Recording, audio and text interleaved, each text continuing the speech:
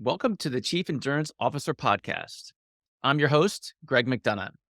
Each week, we hear real time stories from athletes and CEOs on how to maximize performance through an endurance mindset.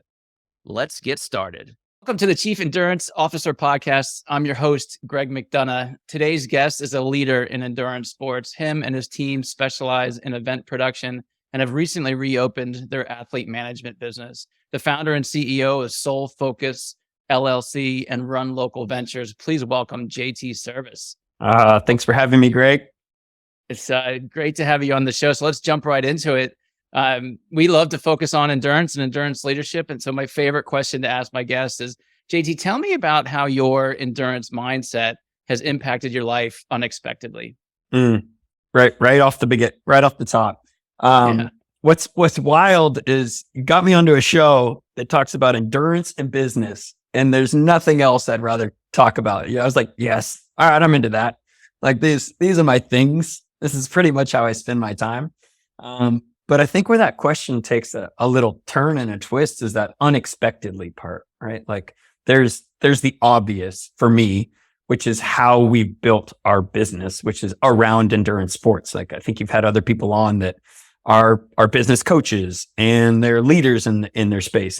But ours is so like on the nose, endurance mindset meets endurance sports that there's the obvious, which is it's affected my life every single day. When I get up, I'm either doing and participating in endurance sports on the bike, on the run, all those things, or we're planning that experience for somebody else. So like the number one off the top is that I get to do this, which is so wild. And put my business mindset right into what we do every single day, whether it's the Kauai Marathon or the San Francisco Marathon or Beta Breakers or something we're doing. Like we're taking those lessons learned in business and putting it right into the experience the endurance athlete's going to have.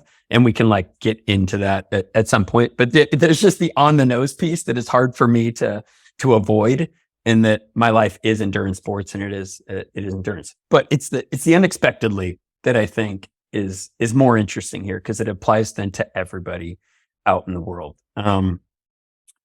First of all, it's kind of like a grind. Like it's this piece that when we're out there on the bike or on the run or going through training cycles, it's just not easy, right? Like it's not easy. And we have asked ourselves for a lot, and we have put ourselves in a situation that other people put us in. When I say we, I'm talking about an endurance athlete. We put ourselves into a situation that is not comfortable, and you're going to run into pitfalls, and you're going to run into all these things. And the unexpected part for me is how much easier that has made the rest of my life, because business is not easy, because life is going to throw you curveballs, because just meeting grit with grace is how you meet really tough situations in a race. And it's how you meet really tough situations in life and in business. And I'm a small business owner, and something terrible happens every single day. It seems, or it feels that way. It could be a team member, it could be an employee, it could be some shipment, it could be logistics of some kind of thing. But like meeting that moment with like, I can do this, or we'll get through it, or this will pass, is the exact same thing that you feel at like mile 18 when you're like of a 26 mile odyssey of a marathon, where it's like, this will pass, get through it. If you freak out, it's only going to be worse. So that's like the best way I can explain my endurance mindset and how it hits me every single day or every single week, whether it's family or business. It just seems to like hit that one moment. How are you going to react? JT, that's so well said, and you're spot on, right? You hit it right on the nose, just to reuse your nose content. Taking that a slightly different and thinking about your team and the work that you're doing. Yeah. Talk to us also about how the endurance mindset supports your team, motivates you every day. These bumps in the road in our training, you're absolutely right, also helps us in our life when you're trying to get out the door and your 5-year-old spills the cereal all over the floor, and now you're going to be late for this, what you think is an important meeting, but really isn't an important meeting. but our training helps us get through those moments. Yep. Talk to us about the team environment and how it helps a team get through those types of moments. It's interesting. I think that for us goes back to purpose, because I can't always be there. And sometimes, yes, it's a team, but sometimes you're an individual at a place, building an event, on a course, having a moment of challenge, and the purpose has to come back to why are we doing this, and why do we do this? We have overlaying purpose, which is the purpose of the business, which is to inspire people to move within their communities. Just like we have found that there's more happiness on the other side of movement. So if we can bring that to people's lives, like then that's our core purpose. Whether we're working with a brand, working with an event, whatever it is, our purpose is to help people move, and instilling that in our team members at all times. I mean, like, you're doing something powerful. Like this is a magical way to spend your time. This is not easy. We get it, but you're doing something that's going to help change people's life. That's like overarching A purpose. B purpose is we're trying to create something great within our company. So it's like, the events we produce, the experiences, the magic we want to create. We want to make that a special thing and exceed upon it. So as long as my team knows of what they're trying to do and why they're trying to do it, then there's something to rely on. And that way they're not just doing it for nothing or not realizing why they're out there at 5 a.m. We get back to the endurance athlete. Endurance athletes show up at 7:30 for their 8 a.m. race and everything's perfect, right? Like the start line's up, the bathrooms are out there. I'm sure there's some complaints about some line here or there, or they're, checking in that, but it's because an army of people have been up since 2 a.m. getting that ready for them. And it's really challenging for those individuals. And that's where you need purpose, fired up, and some camaraderie and team that you're pulling in the same direction. So before I go any further, I have to say I am bouncing around. Sorry, Greg. I have to say, as an endurance athlete, I have to say thank you, because you're spot on. When you do get to race day and the lights are on and then you got that mood and the Don Johns are clean, you don't realize all the work and preparation that went into it. And we'll get into this later in the show, but I'd love for you to spend a few minutes talking about sort of what the run of show is for you and your team, so us who get to enjoy getting to the starting line can say thank you. So give us a little insight. Well, I won't go all the way deep because that starts like 6 months prior to conversations you're having with city leaders, municipalities, fire, police, medical, park services, all those things. And that's real, right? That's where a lot of the sausage is made in those 6 months leading in. But let's start at 2 a.m. because I've been doing this 15 years. And the first thing you're going to do is start securing all streets and roads. Like you have to shut down roads. And that means there are weird drivers that are not happy at 2 a.m. about being turned off their normal route home after a bar or after a long work shift or something like that. So you're securing roads with police and creating basically a platform to build this event upon. Then you're bringing in all these services, all these assets, whether they're portable restrooms or barricade to keep those streets safe, or start and finish structures to make it look beautiful. And now you're bringing in sound and equipment and power and all these things to like roll in to make sure that you can hear the announcer and hear the music and feel that energy. And now you're bringing in volunteers and placing them in the right spots. And after volunteers, you're bringing in VIPs or your announcer or your national anthem singer, and making sure all these little pieces are just ready at the right moment so that at 7:57 a.m. you can say, is everyone ready to go? Are you excited to race? And bringing in that infrastructure and then sending the people off and then producing a beautiful race and then breaking it all down is just such it is a rush. And to see that moment like come together, I would actually bring this back to like the unexpected part of our endurance mindset, which is joy.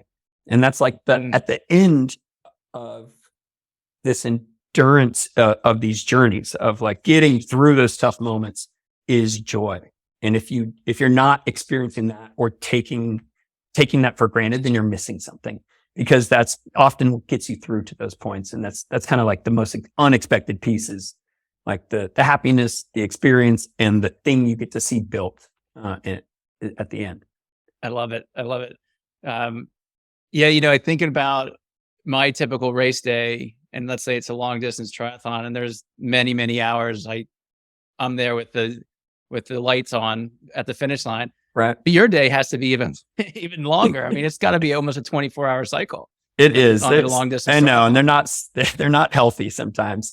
But yeah, they start real early, and on the full triathlon days or the ultra marathons, I mean, we're working almost in shifts. You have to shut it down to an extent and bring in a fresh team. Some of us can't shut it down. We're just worried about it or thinking about it, or we want to see every finisher. But yeah, it's a day. It's a full day. It's not just a day. It's a full day. Yeah. So looking at this from a different perspective, as somebody who's now speaking for you, seen probably hundreds of thousands of athletes toe the starting line, and we're talking about mindset.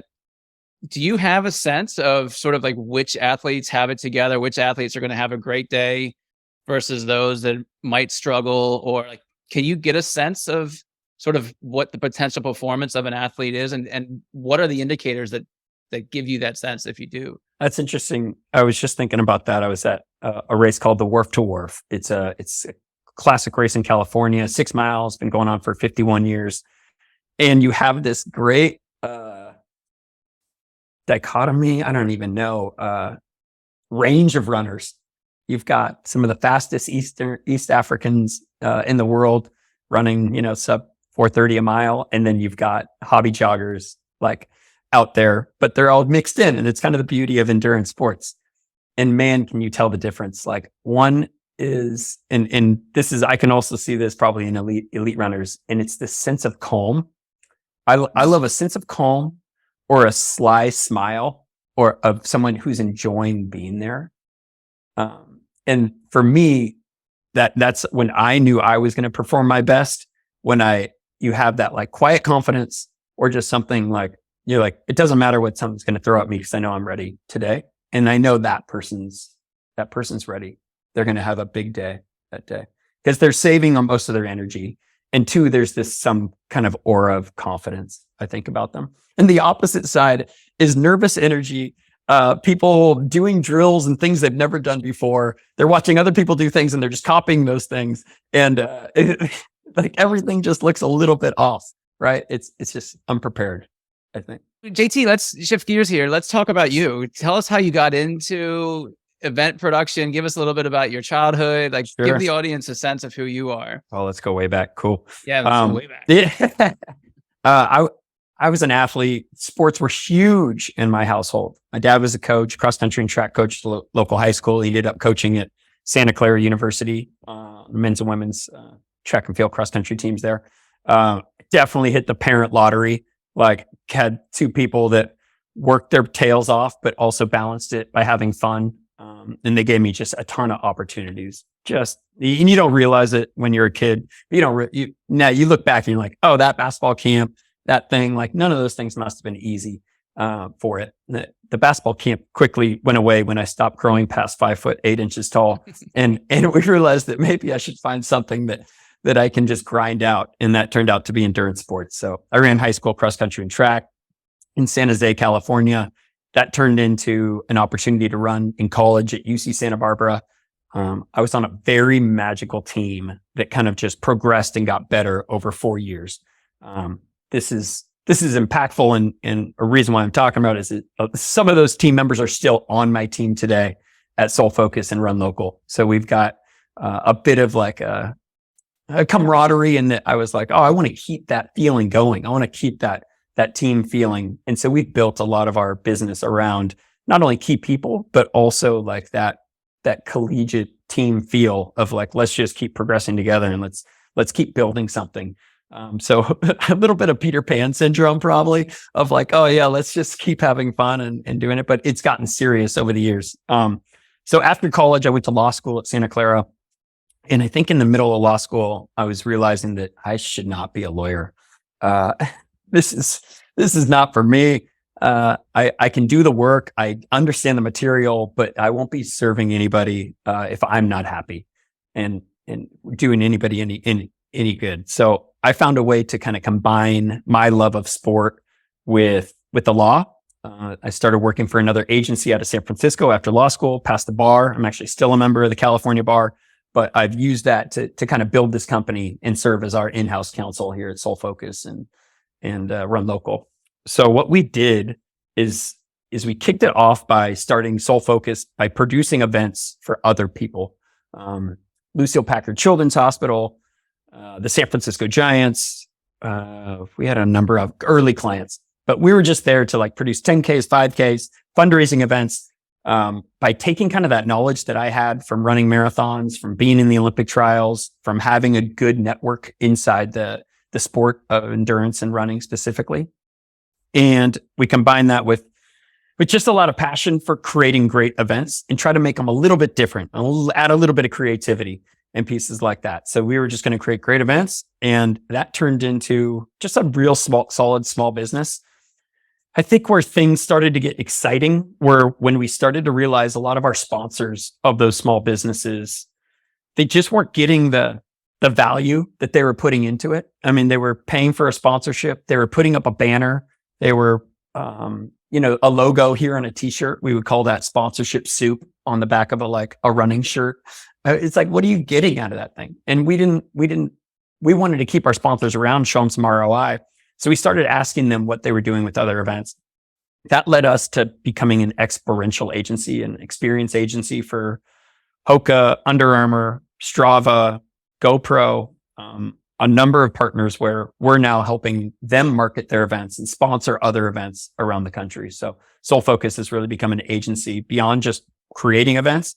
Now we're working with those brands as they activate events. I think Hoka is probably the best example, where anytime they're at an Ironman, that's pretty much our team. We're doing that signage placement, building stores, doing on-course activations. If you've been to an Ironman and seen some Hoka, it's probably our team's touched it 10 times or something like that. So we've done that. The last thing that would complete this journey would be our Run Local events. So I'm rocking the t-shirt today. But Run Local is the events we own. So we own the San Jose Half Marathon and 408K. We own the Oakland Marathon, and we own the Santa Barbara Half Marathon. So Run Local events is our proprietary events.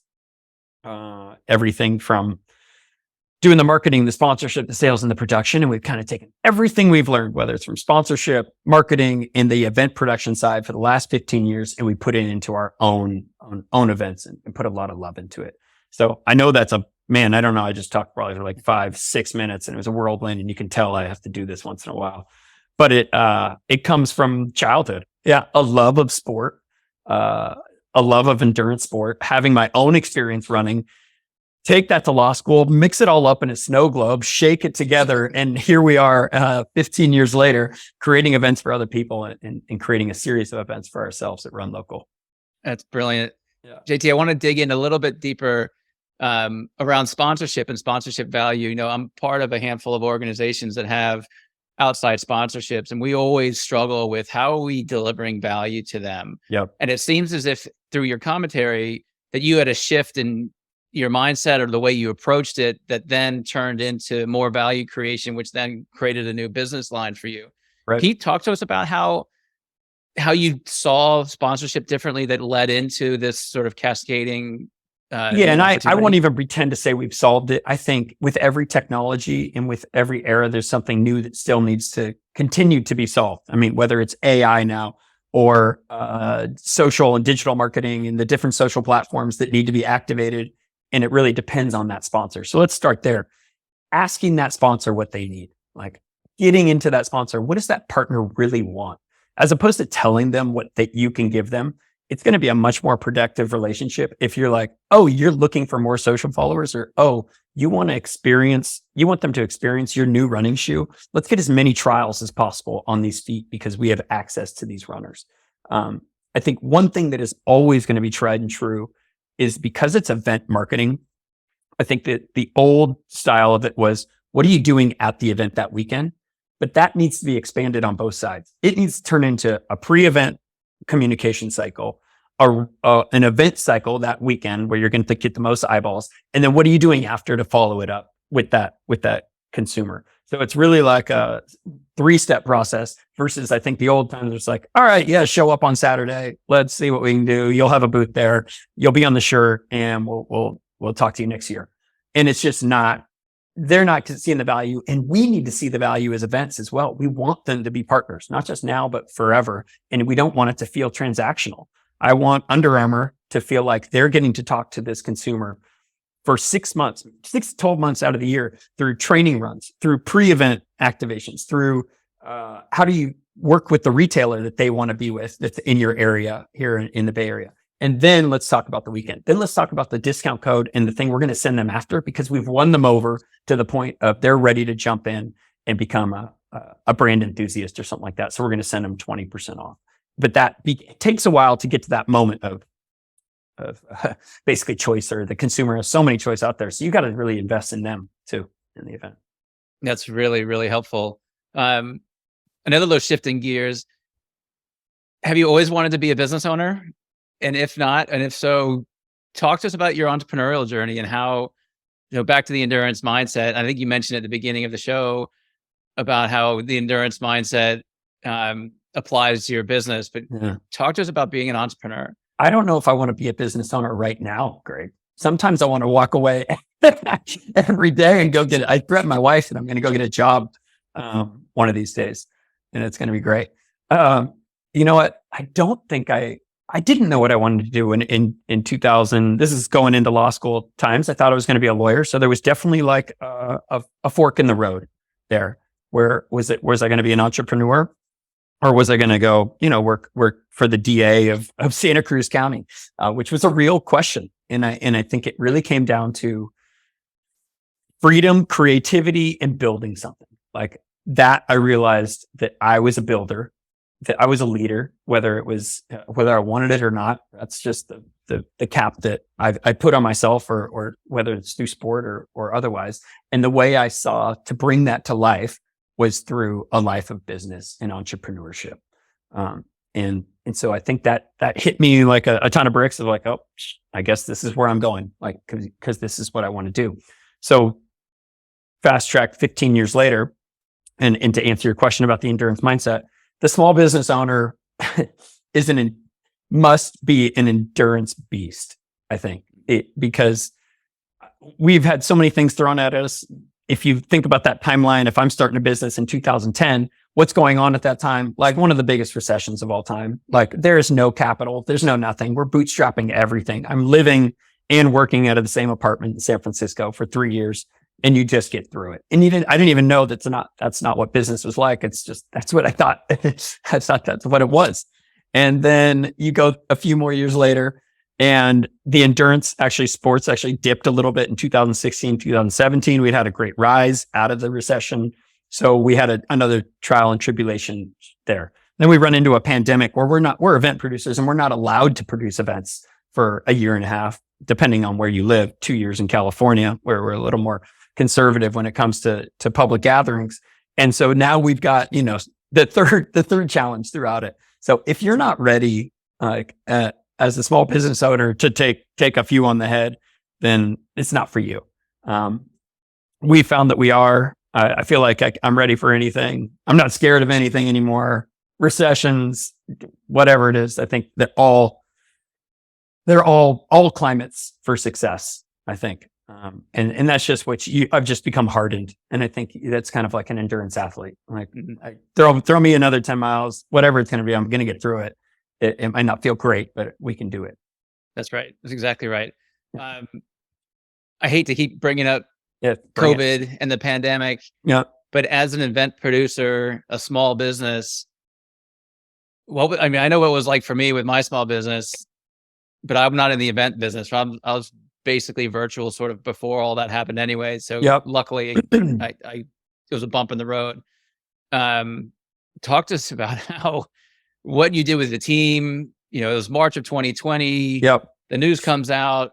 It's only going to be a couple weeks. Yeah. Next thing you know, it's 2.5 years. Yep. From a business owner, but from a leader perspective, how did you approach that? It's real challenging. That's obvious. I don't even know why I even said it. Of course it's challenging. It's scary, and we're worried for our friends and family beyond just this business. But if we're to focus on the business side of it, we decided to keep everyone on at a reduced rate. We decided that we're family.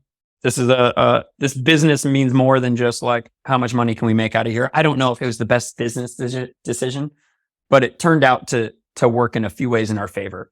In that, by keeping everyone on, by keeping them busy, I really believe in momentum and just not staying stagnant in terms of keeping your mind busy, keeping your body busy, keeping all those things, idle hands or what have you. It will help you get through things, and it helped our team get through it as well. We created virtual races. We created virtual challenges. We also felt almost a responsibility to keep our runners busy as well. Like we have, 50,000 people that do our events annually. Like these are people that are now not going to have these runs to look forward to. So we created challenges for them. We created goals. We created a California Coast 500, like run 500 miles the summer during COVID, do it on your own. And we're going to send you to something. So for us, it was a way to keep us busy, keep our runners busy, and maybe just keep our mind off it and keep it moving. Now, what we didn't see coming, and maybe why I will always stay busy, is that when it turned back on, our team was ready to go. Our minds were ready. They were still sharp. And there was a lot of agencies that had pretty much completely shut down. We doubled our business coming out of COVID because two things happened. A lot of companies let go of their events team during it. Their internal events team, and they needed to come back to life, and they needed someone to do it. So we were there ready and waiting because we had kept our team on. And maybe it hurt in the short term, but I won't say I was a genius being like, oh yeah, let's do this because all these corporations are going to want their events teams back, and we'll be the ones ready. I did not foresee it. It just happened to be a nice surprise that we were ready to rock. When the world started opening up, our team was ready to start working again. And we did that. Yeah, I think exceptionally well. And honestly, our business is bigger and stronger than ever because of it. Fantastic. So when was the first in-person race for you, for your team? We did one in COVID. If you look at our website, there's this great picture of a thing called Hoka Carbon X2. Hoka was trying to break the world record in the 100K distances. And so they were looking for a place where they could host a race. So we went to native tribal land in Arizona where there are no rules. It's basically like you can have monkey knife fights out on a yacht somewhere. But they were like, yeah, you can do it here as long as you follow these precautions. So I think in January of 2021, we hosted a world record attempt that was seen on YouTube. It wasn't open to the public. It was all professional endurance athletes, but we found a way to pull off an event, pretty much during COVID, within a year of the world shutting down, we were back out. Wonderful. Yeah. JT, you mentioned 50,000 runners have come through your events. What do you do to keep that community together? Do you have a conscious strategy around your community and community building? Yeah, community's massive. And I think we can always be better at it because that's how important I think it is. It's like, okay, what are we doing next? What are we doing next? We do a couple of things. So one, we have an entire website or a subsite on Run Local called runlocalcommunity.com.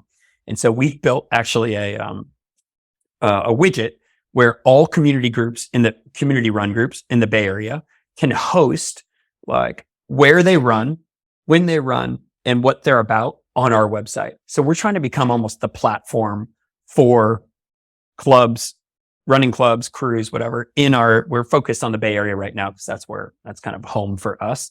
We could see it being everywhere, but then you could pop in, do I live in San Francisco? Do I live in San Jose? Do I live in the East Bay? And then it's going to give you the clubs and where they run during that time. So for one, we want our communities to be connected. And that doesn't have to be like us being the ones that are at the center of it. We're just connecting you to crews, clubs, whatever that run on Tuesday mornings at 5 a.m. because we know that that's what works for you.